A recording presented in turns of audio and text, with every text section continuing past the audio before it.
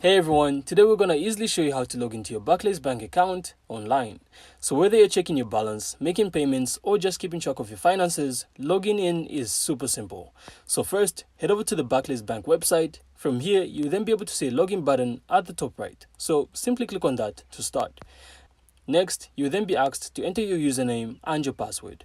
So simply make sure you type them in carefully.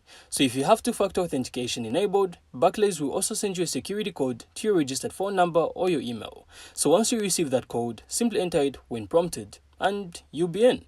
So once you're logged in, you'll then land on your dashboard. From there, you'll then be able to see your account balances, view recent transactions, pay bills, set up standing orders, and even manage your cards.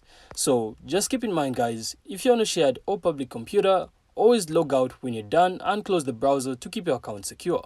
And that's it. So logging into your Barclays account online is really fast, safe, and gives you full control over your banking. So if you found this helpful, make sure to leave a like and of course subscribe, then we'll see you on the next one.